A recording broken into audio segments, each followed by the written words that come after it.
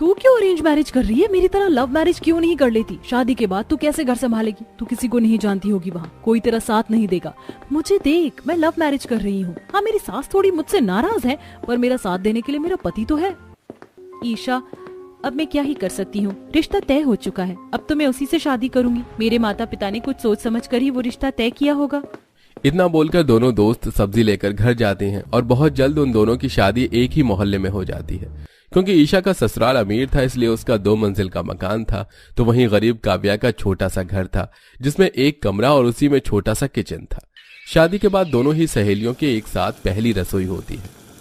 माँ जी, आज मैंने पहली रसोई में दाल मखनी, नान, कढ़ाई और पनीर बनाया है। इतने आइटम बना लिए तो एक खीर भी बना लेती। माँ बाप ने सिखाया नहीं कि पहली रसोई में मीठा बनाना जरूरी होता है? माँ, आप तो बेकार ही नाराज हो गई। आपको तो शुगर है, आप तो वैसे भी मीठी चीज खा ही नहीं पाती, इसलिए मैंने ही ईशा को मना किया था कि मीठे में कुछ नहीं बनाए। और आपने भी तो उसे कुछ नहीं बताया था। अगर आप उसे कुछ बता देती तो वो शुगर फ्री आपके लिए खीर बना देती। क्यों ईशा? ईशा की तरफ से सूरज को बोलता देख आशा मुंह बना लेती है और अपनी बहू के हाथ में शगुन के तौर पर सोने का हार पकड़ाकर अपने कमरे में चली जाती है। ये देख ईशा बहुत खुश होती है और वो हार दिखाने के लिए एक थाल में थोड़ा सा खाना निकालकर सीढ़ियों से नीचे उतरकर अपनी गरीब दोस्त काव्या के घर जाती है, जहां पूरा गरीब परिवार नीचे चटाई बिछाकर खाना खा रहा था और पूजा खाने के पतीले लिए बैठी थी। बहू, खाना तो तुमने सच में बहुत अच्छा बनाया है। ये लो मेरी तरफ से 100 रुपए, तुम्हारी पहली रसोई का इनाम। और मेरी तरफ से 151 रुपए। माफ करना, लगता है मैं गलत समय पर आ गई। बेटा, तुम तो हमारी बहू की दोस्त हो ना, तुम दोनों की शादी तो एक साथ ही हुई थी। आओ बैठो, तुम दोनों बातें करो, हमारा खाना बस हो गया, हम वैसे भी बाहर ही जा रहे हैं। ईशा को देख पूरा परिवार खाना खत्म करके बाहर चला जाता है और दोनों दोस्त बैठकर बातें करती हैं। देख, आज मैंने खाने में क्या क्या बनाया, सोचा थोड़ा सा तुझे भी दे दूं। और ये हार देख रही है मेरे गले में, ये मेरी सास ने मुझे मेरी पहली रसोई में दिया है। अच्छा लग रहा है ना? इसीलिए कह रही थी मैं तुझे कि तू भी लव मैरिज कर ले। पता है तुझे, आज मेरी सास थोड़ी सी मुझ पर नाराज हुई तो सूरज ने मेरा साथ दिया। देखना, तू इसी तरह धीरे धीरे सूरज का साथ पाकर मैं अपनी सास की नाराजगी भी खत्म कर दूंगी। ये तो बहुत अच्छी बात है ईशा कि सूरज तेरे साथ है। वो सब तो ठीक है, पर मुझे तेरे लिए बहुत बुरा लग रहा है। भला पहली रसोई में नई बहू को 100 रुपए कौन देता है? और तेरे पति ने भी कुछ नहीं बोला। ऐसा नहीं है ईशा, उनसे जितना हो सका उन्होंने मुझे दिया, मैं खुश हूँ। इस तरह ईशा काव्या से मिलकर अपने घर वापस आती है। समय यूं ही बीतता है और एक दिन सूरज डायमंड की रिंग ईशा को एज अ वेडिंग गिफ्ट देता है। कैसी लगी ये डायमंड रिंग? ये तो बहुत प्यारी है, मैं अभी अपनी दोस्त को दिखाकर आती हूँ। अपनी वेडिंग गिफ्ट देखकर ईशा बहुत खुश होती है और एक बार फिर अपनी दोस्त को जलाने के लिए सीढ़ियों से उतरकर नीचे अपनी गरीब दोस्त के घर जाती है। जानती है, ये डायमंड रिंग, ये वेडिंग गिफ्ट है, सूरज ने दिया है मुझे। तेरे पति ने क्या दिया, दिखा मुझे। उन्होंने तो सिर्फ मुझे ये चांदी की बिछिया दी है और मुझे उनका ये तोहफा भी बहुत पसंद आया। सच में काव्या, तेरा कुछ नहीं हो सकता, इसीलिए कहती थी लव मैरिज कर। पति साथ रहेगा तो सब मिलेगा। देख मैं कितनी खुश हूँ, शादी के बाद सूरज मेरा बहुत ख्याल रखते हैं। ईशा, ऐसा नहीं है, दिवाकर भी मेरा बहुत ख्याल रखते हैं। हाँ, वो तो दिख रहा है। अच्छा, अब मैं चलती हूँ, शाम हो रही है, मेरी सास को 7 बजे से पहले खाना खाना होता है। इतना बोलकर ईशा अपने घर जाती है और 7 बजे से पहले खाना बनाकर अपनी सास को देती है। पर फिर भी आशा खुश नहीं होती। समय यूं ही बीतता है और एक दिन अपनी सास को खुश करने के लिए ईशा अपनी सास के लिए बड़ी मुश्किलों से छत पर चूल्हे की रोटी और उड़द की दाल बनाती है, पर उससे वो खाना नहीं बन पाता और आशा मौके का फायदा उठाकर सूरज के कान भरने लगती है। देख ले बेटा, तू तो बड़ा कहता था कि तेरे होने वाली बीवी ऐसी है वैसी है, पर देखा, आज तक वो मुझे मेरी पसंद का खाना नहीं खिला सकी। इतने दिनों बाद चूल्हे की भी रोटी बनाई, वो भी जला दी। अब क्या मैं इसके हाथ का ये जला कटा खाना खाऊं? माँ जी, मैंने फर्स्ट टाइम बनाई है, इसीलिए थोड़ी जल गई। सूरज, माँ जी को बताओ ना कि मुझे इतना सब कुछ बनाना नहीं आता, धीरे धीरे मैं सब बनाना सीख जाऊंगी। ईशा, मैं हर वक्त माँ को तो नहीं समझा सकता, कुछ चीज तुम्हें भी समझनी होगी। और कितना टाइम चाहिए तुम्हें? मुझे और भी काम होते हैं। सूरज ऑफिस और घर दोनों से परेशान होकर ईशा को डांट कर चला जाता है। सूरज की ऐसी बातें सुनकर ईशा रोने लगती है। समय यूं ही बीतता है और धीरे धीरे ईशा और सूरज के बीच में दरारें आने लगती हैं। ऐसे ही एक दिन, देख ली मैंने तेरी पसंद की लड़की, ना समय पर खाना देती है ना ही दवाई देती है। सुबह के 9 बज गए, अभी तक घोड़े बेचकर सो रही है। अगर मेरी पसंद की लड़की आई होती तो पूरा घर संभाल चुकी होती अब तक। अपनी माँ की बातें सुनकर सूरज का गुस्सा बढ़ जाता है और वो कमरे में जाकर गुस्से में ईशा के ऊपर चिल्लाने लगता है। सूरज की आवाज सुनकर ईशा उठकर बैठी है। अगर आंखें खुल गई हैं तो एक बार समय भी देख लो। सही कहती थी माँ, गलती करी मैंने तुम जैसी लड़की से शादी करके। मुझे तुमसे नहीं, माँ की पसंद की लड़की से शादी करनी चाहिए थी। अगर आज माँ की पसंद की लड़की इस घर में आई होती तो मुझे हर टाइम घर में चिक चिक नहीं सुनने को मिलती। ऊपर से तुम्हारा मैं कितना ही साथ क्यों ना दे दूं, पर तुम लापरवाही की लापरवाही रहोगी। सूरज, तुम बदल गए हो। तुम्हें मेरे एफर्ट्स नजर नहीं आ रहे? मैं हर दिन माँ जी को मनाने की कोशिश करती हूँ पर उनकी नाराजगी खत्म ही नहीं हो रही। और रही आज लेट उठने की बात, तो मेरी तबीयत ठीक नहीं है। मैंने तुम्हें रात में भी बताया था पर तुमने एक बार भी मुझसे मेरी तबीयत का नहीं पूछा और यहाँ पर आकर मुझ पर चिल्ला रहे हो। इस तरह ईशा और सूरज के बीच लड़ाइयां शुरू हो जाती हैं और ये देखे आशा को बहुत अच्छा लगता है। समय यूं ही बीतता है। अब दोनों दोस्त 7 महीने की गर्भवती होती हैं। ऐसे ही एक दिन जब सूरज हॉल में बैठकर अपनी माँ के साथ टीवी देख रहा होता है तो ईशा आती है। सूरज, आज तुम घर में हो तो मेरे साथ हॉस्पिटल चलो। आज मुझे डॉक्टर ने बुलाया था। घर में हूँ इसका मतलब ये नहीं कि तुम्हारी तरह खाली बैठा रहता हूँ। दवाई तो लेने जानी है। माँ के साथ चली जाओ या अकेली चली जाओ, इसमें कौन सी बड़ी बात है।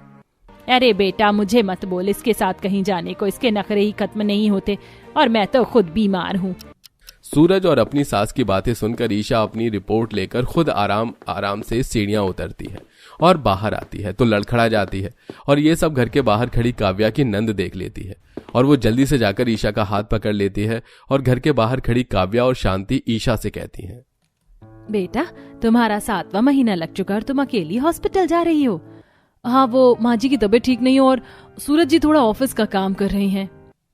कोई बात नहीं काव्या, मैं भी हॉस्पिटल ही जा रही हूँ। चलो आज हम दोनों दोस्त एक साथ डॉक्टर के पास जाएंगे। वैसे भी हम दोनों का हॉस्पिटल पास में ही है। शीतल, तुम भी हमारे साथ चलो। माँ जी ईशा के साथ डॉक्टर के पास चली जाएंगी, तुम मेरे साथ रहना। अब ईशा काव्या और उसकी सास के साथ डॉक्टर के पास जाती है और शाम को घर आती है और सीढ़ियां चढ़कर जब ऊपर जाती है तो फैला घर देख सूरज से शिकायत करती है। सूरज, आई एम प्रेग्नेंट। डॉक्टर ने मुझे आराम करने के लिए बोला है और तुम हो जो पूरा घर फैला देते हो। देख ले बेटा अपनी पसंद की शादी का नतीजा, कैसे तुझ पर चिल्ला रही है। ये सब सुन सूरज को गुस्सा आता है और वो ईशा को थप्पड़ मार देता है। हाँ, मैंने घर फैलाया है और अगर मैंने फैलाया है तो इसे तुम ही ठीक करोगी, क्योंकि यही तुम्हारा काम है, समझी। सूरज ईशा पर पहली बार हाथ उठाकर अपनी माँ के साथ बाहर चला जाता है। बेचारी ईशा अपने कमरे की खिड़की पर खड़ी होकर रोने लगती है और उसकी नजर अपनी गरीब दोस्त पर पड़ती है, जहां सभी रिपोर्ट देखकर काफी खुश होते हैं। चलो सब कुछ ठीक है बहू, तुम बस आराम करना। भाभी, अब बस आप आराम करना। मैंने, पापा ने, भैया ने और माँ ने हमारे काम बांट लिए हैं। मेरी गरीब दोस्त कितनी खुश है, उसका फैसला बिल्कुल सही था। इस तरह ईशा अब काफी डिप्रेशन में रहने लगती है। अब उससे कोई काम नहीं होता। ऐसे ही एक दिन जब ईशा रसोई में खाना बना रही होती है तो उसे उल्टी होने लगती है और उसकी उल्टियां आशा साफ करते हुए अपने बेटे को भड़काती है। देख रहा है बेटा, घर में बहू आती है तो सास का ख्याल रखती है, पर मुझे तेरी बीवी की उल्टियां साफ करनी पड़ रही हैं। माँ जी, आप मेरे पति के कान क्यों भर रही हैं? आप जानती है मैं प्रेग्नेंट हूँ। ऐसी हालत में अगर आप लोग मेरा ख्याल नहीं रखेंगे तो कौन रखेगा? ईशा की बात सुनकर सूरज को गुस्सा आता है और वो एक बार फिर ईशा को मारता है। मेरी माँ से तुम जुबान चला रही हो? शादी से पहले तो तुमने बड़े वादे किए थे, मेरी माँ को अपनी माँ की तरह रखोगी, और अब मेरे ही सामने मेरी माँ को उल्टा जवाब दे रही हो। उस दिन अपने पति का एक और थप्पड़ खाकर ईशा रोती हुई सीढ़ियां उतर कर अपनी दोस्त के घर जाती है, जहां वो देखती है कि काव्या बेड पर लेटी आराम कर रही है। उसके नंद उसके पैर दबा रही है, सास बच्चे के लिए कपड़े सिल रही है, तो वहीं ससुर और पति खाना बना रहे हैं। अरे बेटी, तुम आओ, बैठो। तुम भी गर्भवती हो, आराम कर लो। मैंने काव्या के लिए पोषक हरी सब्जियां बनाई है, साथ में सूप भी है। बस रोटी बन गई, तुम दोनों सहेलियां आराम से खाना। अरे बेटा, जल्दी रोटी बेलना, ये सिक गई। ईशा कुछ कह पाती इससे पहले ही उसके पेट में दर्द होने लगता है और वो वहीं पर बेहोश हो जाती है। ये देख शीतल भागती हुई ईशा के घर जाती है और दरवाजा पीटती है, पर आशा के घर का दरवाजा खुद खोलती है और ना सूरज को खोलने देती है। गुस्से में घर से गई थी ना, अब बाहर ही रहने दे उसे कुछ देर। दरवाजा न खोलने पर शीतल अपने घर जाती है और विनोद अपनी फैमिली के साथ ईशा को अस्पताल ले जाता है, पर डॉक्टर ईशा के बच्चे को नहीं बचा पाता। और कुछ देर बाद जब सूरज और आशा को इस बारे में पता चलता है तो वो रोते हुए अस्पताल आते हैं और ईशा से माफी मांगते हैं। अब क्यों माफी मांग रहे हैं आप? मैंने अपना बच्चा आप दोनों की वजह से खोया है। आप दोनों ने कभी मेरा ख्याल नहीं रखा, मुझ पर हाथ उठाया। आप लोगों की वजह से मैं डिप्रेशन में चली गई और आज मैंने अपने बच्चे को खो दिया। अगर आज मेरी गरीब दोस्त और उसका ससुराल ना होता तो शायद मैं जिंदा भी नहीं रहती। इसलिए अब मुझे आप लोगों से कोई वास्ता नहीं रखना। बहुत जल्द आपके घर डिवोर्स के पेपर आ जाएंगे। ईशा, आज तूने बिल्कुल सही फैसला लिया है और हम तेरे साथ हैं। उस दिन काव्या अपनी दोस्त का पूरा साथ देती है और बहुत जल्द काव्या अपने पति से तलाक लेकर अपनी नई जिंदगी की नई शुरुआत करती है। अब आएगा मजा। अब हो गई ना मेरी बेटी की शादी, अब आराम से उसके बाप के पैसे पर ऐश करूंगी। अब ये सारा पैसा मेरा। तभी वहां पर दिव्यांशी आती है, जिसकी आहट सुन सुषमा पैसों को ड्रेसिंग टेबल के अंदर रख देती है। माँ, मैं आज बहुत खुश हूँ। कौन कहता है कि सौतेली माँ बच्चों को प्यार नहीं करती, क्योंकि आप तो मुझे बहुत प्यार करती हो, तभी तो इतना अमीर और इतना पैसे वाला ससुराल ढूंढा है आपने मेरे लिए। अब कुछ दिन बाद दिव्यांशी की शादी हो जाती है। दिव्यांशी का उसके ससुराल में गृह प्रवेश हो रहा है। आओ बहू रानी, घर के अंदर आओ। अगले दिन सुबह दिव्यांशी अपनी पहली रसोई का खाना बनाकर अपने पूरे ससुराल वालों को खिलाती है। दिव्यांशी, खाना तो तुमने बहुत ही लजीज बनाया है, लेकिन ये सब तुम्हें करने की कोई जरूरत नहीं थी। घर में काफी नौकर हैं जो घर का सारा काम बहुत आराम से संभाल लेते हैं। अब दिव्यांशी अपने पैसे वाले ससुराल में बहुत अच्छी जिंदगी गुजार रही थी। उसे अपने पैसे वाले ससुराल में किसी भी चीज की कोई कमी नहीं थी। ऐसे ही कई दिन गुजरते हैं, तभी एक दिन। बहुत दिन हो गए हैं सुषमा, तुम्हें नहीं लगता कि हमें एक बार दिव्यांशी के ससुराल जाकर उससे मिलना चाहिए? इस बुढ़े को भी ना पानी की तरह बस पैसा बहाना आता है और फालतू में अपनी बेटी के यहाँ जाएगा और ना जाने कितने पैसे उस पर उड़ा देगा। हाँ, सोच तो मैं अभी रही थी कई दिनों से कि अपनी बेटी से मिल लूं। अब सुषमा और रामवीर दिव्यांशी के ससुराल पहुंचते हैं। दिव्यांशी दरवाजा खोलती है। मम्मी पापा, आप यहाँ? बहुत अच्छा सरप्राइज दिया है आपने, चलिए अंदर आ जाइए। अब सुषमा जैसे ही घर के अंदर घुसती है कि दिव्यांशी के आलिशान ससुराल को देखकर सुषमा की आंखें फटी की फटी रह जाती हैं। वाह बेटी, इतना आलिशान घर, मजे मजे में तो मेरी बेटी को लगता है कुछ ज्यादा ही पैसे वाला ससुराल मिल गया है। तभी सुषमा की नजर हर्ष पर जाती है, जहां हर्ष नौकरों को ढेर सारे नोटों की गड्डी दे रहा था। ये रखो तुम लोग, ये तुम्हारे महीने की तनख्वाह ही समझो। हर्ष सर, ये पैसे तो हमारी तनख्वाह से बहुत ज्यादा है, लेकिन हमें थोड़े पैसों की और जरूरत थी। तभी हर्ष अपनी पॉकेट से कुछ और पैसों को निकालता और नौकरों के हाथ में देता है। बाप रे, यहाँ तो बस बात बात पर पैसों की बारिश हो रही है। अब कुछ देर बाद डाइनिंग टेबल पर घर के नौकर तरह तरह के एक्सपेंसिव पकवान डाइनिंग टेबल पर सर्व करते हैं। ओह गॉड, एक 5 स्टार होटल जितना एक्सपेंसिव खाना मेरी बेटी के ससुराल में खाया जाता है। इसका मतलब तो साफ है कि मेरी बेटी का पति बहुत पैसे वाला है। इससे मेरी बेटी की शादी क्यों हो गई? काश इसको मैंने फंसा लिया होता। कहाँ खोई हुई हो आप सुषमा जी? जब से आई हो तब से बस चीजों को देखते ही जा रही हो। अरे खाना खाइए, खाना ठंडा होने को है। कुछ देर बाद मेहरा परिवार के सभी सदस्य खाना खाकर अपने अपने बेडरूम में आराम करने चले जाते, जहां सुषमा खुद से बातें करते हुए कह रही थी, मेरी बेटी का पति जितना टॉल एंड स्मार्ट है उतना ही ज्यादा पैसे वाला है। अब टाइम आ गया है कि मैं अपने प्यार का जाल अपनी बेटी के पति पर फैला दूं, ताकि ये सारा पैसा मेरे नाम हो जाए। अगले दिन सुबह जब रामवीर अपनी बेटी के ससुराल से जाने की बात कर रहा था, वहीं सुषमा, अरे आप जाइए, आपको अपना बिजनेस संभालना होता है, मुझे थोड़ी। मैं अभी अपनी बेटी के ससुराल में थोड़े दिन और रुकूंगी। हाँ, क्यों नहीं माँ। हाँ सुषमा जी, आप इसे अपना ही घर समझिए। आपका जब तक मन है आप तब तक यहाँ रुक सकती हैं। रामवीर सुषमा को छोड़ वहां से चला जाता है।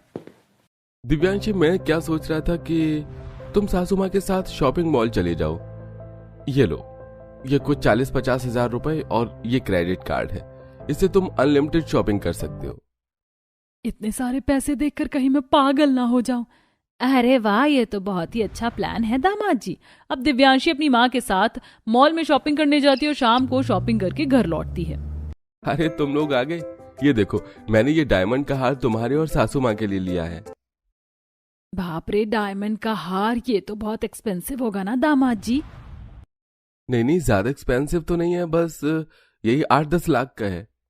क्या 8-10 लाख आपने एक झटके में खर्च कर दिया? तभी सुषमा अपनी गंदी नियत से कहती है, एक काम करिए ना दामाद जी, इस हार को आप ही अपने हाथ से पहना दीजिए।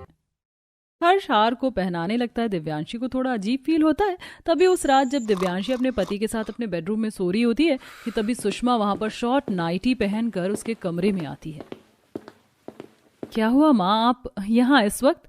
अब वो दिव्यांशी, मेरे कमरे का एसी ठीक तरीके से काम नहीं कर रहा है, तो क्या मैं तुम्हारे कमरे में सो सकती हूँ? हाँ माँ, आइए ना, आराम कर लीजिए।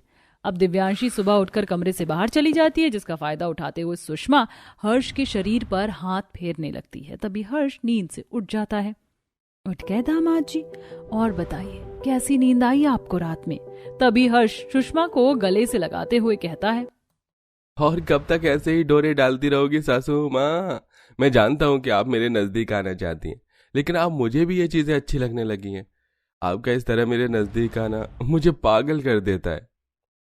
अब सुषमा अपनी गंदी नीयत के साथ अपनी बेटी के पति को फंसा लेती है। तभी एक दिन, हर्ष, मैं और दिव्यांशी जरा घर का सामान लेने बाहर जा रहे हैं, तो तुम अपनी सासू माँ के साथ घर पर आराम से रहना। हाँ क्यों नहीं, आप आराम से जाइए, मैं हर्ष का बहुत अच्छे से ख्याल रखूंगी। अब कुछ देर बाद दिव्यांशी मार्केट से अपनी सास के साथ घर लौटती है। दिव्यांशी दरवाजे को खटखटाती है, लेकिन कोई गेट नहीं खोलता। पता नहीं क्या हो गया, कोई दरवाजा क्यों नहीं खोल रहा है? रुकिए माँ, आप घबराइए मत, मेरे पास एक ऑल्टरनेट की है, मैं गेट खोलती हूँ। दिव्यांशी गेट खोलकर घर के अंदर घुसती है, जहां वो देखती है कि सोफे पर उसकी माँ और उसका पति हर्ष, उन दोनों ने एक दूसरे को बाहों में भर रखा है। हर्ष, ये सब क्या है? दूर हटो मेरी माँ से। चुप करो दिव्यांशी, तुम्हारी माँ अब मेरी गर्लफ्रेंड और होने वाली पत्नी है। मैं इनको बाहों में भरूं या इनके साथ कुछ भी करूं, तुम बोलने वाली कोई नहीं होती हो। ये सब क्या है समधन जी? तुम्हें अपनी उम्र का जरा भी लिहाज नहीं है जो मेरे बेटे के साथ रंगरलियां मना रही हो? जो बोलना है बोलिए, लेकिन अब ये दिव्यांशी का नहीं मेरा पति है, और जल्दी हम शादी भी कर लेंगे। मुझे तो आप दोनों की नीयत पहले से ही खराब लग रही थी, और आज सच सामने आ ही गया। और हर्ष मेहरा, तुम, बहुत हो गया तुम्हारा। अब मैं तुम्हें बताऊंगी कि एक्स्ट्रा मैरिटल अफेयर क्या होता है। और माँ, आपने तो साबित कर ही दिया कि पैसा देखकर कैसे आप अपनी ही बेटी की सौतन बन गई। अब ऐसे ही कुछ दिन गुजरते हैं। तभी एक दिन दिव्यांशी वेस्टर्न क्लोथ्स पहनकर हाथ में बियर की बोतल लेकर एक लड़के के साथ सड़क पर घूम रही थी। तभी वहां से कार में हर्ष गुजरता है, जिसकी नजर दिव्यांशी पर पड़ती है, और वो कार से बाहर निकलकर उसके पास जाता है। ये सब क्या है दिव्यांशी? ये कैसे कपड़े पहने हुए हैं तुमने? और ये लड़का कौन है तुम्हारे साथ? एक सेकंड, तुम्हारे मुंह से तो बियर की बदबू आ रही है, तुमने ड्रिंक कर रखी है? ए, चल हट सामने से। तू होता कौन है मुझसे पूछने वाला? तू जा मेरी सौतन के पास। ये देख, ये तुझसे स्मार्ट और हैंडसम लड़का मेरा बॉयफ्रेंड है। अब ठीक है, जो मन करता है वो करो, मुझे क्या। हर्ष के चले जाने के बाद, वाह दिव्यांशी, क्या एक्टिंग करी है तुमने। एक पल को तो मुझे लग रहा था कि तुमने सच में बियर पी है। मुझे पता था कि मेरे पति हर शाम इस रूट से ही घर जाते हैं, इसीलिए मैंने यहाँ पर ये सारा ड्रामा किया। अब आए दिन दिव्यांशी विवेक के साथ शॉपिंग मॉल तो कभी कॉफी शॉप जाया करती, वहीं दूसरी तरफ हर्ष को अंदर ही अंदर इनसिक्योरिटी खाई जा रही थी। तभी एक रात दिव्यांशी विवेक के कंधे पर हाथ रखकर नशे की हालत में घर के अंदर घुसती है। तुम्हें कोई और देखे तो जलता है दिल, बड़ी मुश्किलों से फिर संभलता है दिल। बाहू, तुमने शराब पी रखी है। दिव्यांशी, तुमने आज फिर से ड्रिंक करी, और ये लड़का इतनी रात को तुम्हारे साथ? हाँ, मेरे साथ है तो, और आज रात मेरे कमरे में ही सोएगा भी। तुम्हें क्या, तुम जाओ मेरी सौतन के पास। दिव्यांशी विवेक के साथ जैसे ही अपने कमरे में सोने को जाती है कि तभी वहां पर हर्ष आता है। उसके पीछे पीछे सुषमा भी कमरे में जाती है। ओए, दूर हट मेरी दिव्यांशी से। दिव्यांशी, मुझसे गलती हो गई, मुझे माफ कर दो। मैं नहीं देख सकता तुम्हें किसी और के साथ। अब तुम्हें एहसास हुआ कि मुझ पर क्या बीती थी जब तुमने मेरी ही माँ को मेरी ही आंखों के सामने मेरी सौतन बना दिया। और मैंने कोई ड्रिंक नहीं की है, ये सब एक ड्रामा था ताकि तुम्हें एहसास हो कि मुझ पर क्या बीती थी। हो गई गलती मुझसे, माफ कर दो मुझे। तुम मुझे ऐसे नहीं छोड़ सकते हर्ष। चुपचाप से हमारी जिंदगी से चली जाओ। अब और नहीं तुम्हारे बहकावे में आकर मैं अब दोबारा अपनी बीवी को खोना चाहता। अब सुषमा अपनी बेटी के पैसे वाले ससुराल से अपना बोरिया बिस्तर बांधकर अपने घर आती है। क्यों आई हो यहाँ पर? मुझे सब पता चला कि तुम मेरे पीठ पीछे क्या कर रही थी। अरे, जो माँ अपनी बेटी के ससुराल का पैसा देखकर उसी की सौतन बन जाए, इससे बुरा और क्या कर सकती है। अब तुम्हारी मेरी जिंदगी में कोई जगह नहीं है। चुपचाप यहाँ से चली जाओ। सुषमा की गंदी नियत और लालच की वजह से उसका सारा परिवार उसे छोड़ देता है।